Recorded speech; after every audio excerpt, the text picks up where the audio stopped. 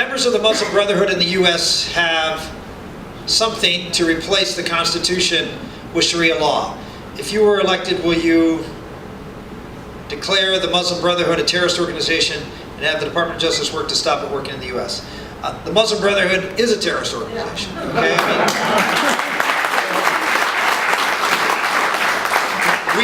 I've read some of the founders of the Muslim Brotherhood, Sayyid Qutb, Hassan al-Banna. These are folks that are the ideological godfathers, if you will. It's probably not a good word to use in the Islamic world, of Al-Qaeda. Not just the Muslim Brotherhood, but these are folks who were very much part and parcel of this new radicalization. Now you notice I said new radicalization, because of course we've had, for history, lots of radical movements within Islam that has caused Islam to expand by the sword. And so this is a new chapter in that. For 200 plus years after the defeat at the Battle of Vienna. Anybody know where that was? When that was? What's that? Yeah, the Gates of Vienna. Anybody know what year that was? Yeah, the 1680s. And so it wasn't that long ago that Islam was on the gates of Vienna and was going to conquer Central Europe. And they were driven back, eventually, driven back and became, well, actually colonized by the West. Now think about this. Think about what this impact was to the Muslim psyche at the time and during this time. This was a religion that was the final revelation. This was a religion that was promised in this holy text that would, in fact, conquer the world, because it was the final revelation. And for 1,000 years, Islam spread. Mostly by the sword, but spread otherwise, but mostly by the sword. And in a matter of a couple of hundred years, it was thrown back, basically to the Middle East and North Africa, formerly Christian North Africa. And so here are these people, after 200 years of being promised by God that they were going to rule, and they were on a roll, and all of a sudden, they failed. And so a group of people came together, some of these guys at the Muslim Brotherhood, and said, well, we must be doing something wrong. We must not be faithful enough. We must not be orthodox enough. We need to be stricter when it comes to all of this Islam, because we have let down Allah, and that's why He is not allowing this to happen.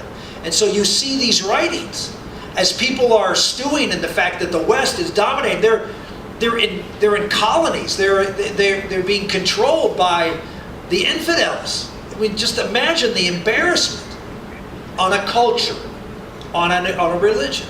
That's the root of the Muslim Brotherhood. Okay, so you understand that.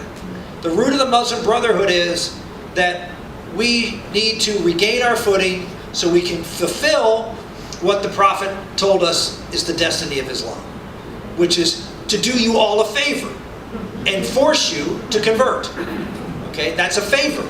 They mean that. They sincerely believe that you're going to hell and that they're going to convert you for your own good. So that's why when you say it's a terrorist organization, their objective is to force everybody in the world into Islam. That's their objective. And we don't have politicians, of course, talk about this, because it's politically incorrect to talk about it, because Islam is a religion of peace. And of course, most Muslims are absolutely peaceful. But these folks are not. These folks have an agenda, and it's driven by a theology. They're not terrorists. They're radical Islamists. Terror is a tactic. It's not an ideology. This is an ideology. We need to understand the ideology. We need to understand the roots of it.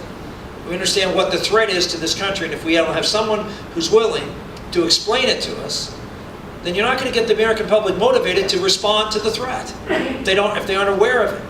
One of the things that I don't know the introduction, but Karen and I are the parents of 7 children. Okay, we homeschool. So what you'll see for me is, as I think you've seen, I think one of the most important roles as a president, other than commander-in-chief, is to be the educator-in-chief. And it's important for for a president to respect the people enough to tell them, not do what Obama does, pitch billionaires and millionaires against people who are poor and set up straw men and knock them down as he does on a regular basis. But engage the American public in an intelligent discussion of the issues that confront this country. I think you'll be surprised how America will respond. You're going to get beat up a lot, I anticipate it, by the media that doesn't really want to have that kind of discussion. But if you keep it up and you're honest with the American public, I'll give you one final story.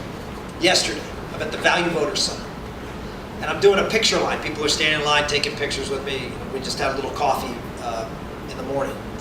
And in walks a guy next to me. I look at him, I said, well, that guy looks familiar. I look down at his badge, and it's Barry Lynn.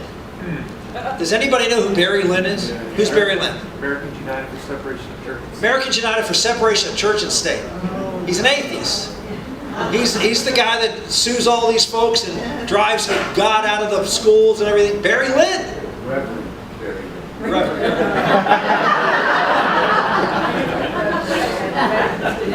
So I look and I see Barry Lynn. I said, what are you doing here? He says, oh, I want to keep my eye on what the enemy's up to. And I said, well, that's interesting. I said, you just waited 20 minutes in line to see me. He said, well, you don't want this picture. I said, yes, you're right, I don't want this picture. And I said, well, what are you doing here? He said, well, I just want you to know. He said that I've watched you over your career, because I've never met the guy. So I've watched you over your career. He says, and I don't agree with you on anything. I said, okay. He said, but you know what? You answer the question, and you're honest, and you say what you believe, and I respect you. Now, Barry Lynn, then he went on to talk about how mad he is with Obama not doing all the liberal things he wants him to do. I don't want Barry Lynn's vote, don't get me wrong. But there are a lot of people who aren't as radical as Barry Lynn, who say, you know what, I may not agree with the guy, but he's honest. He answers the question. And he respects me enough to be able to explain why he believes what he believes. If you want, people say, well, how are we going to get this country back together? How about starting with one thing? Respect.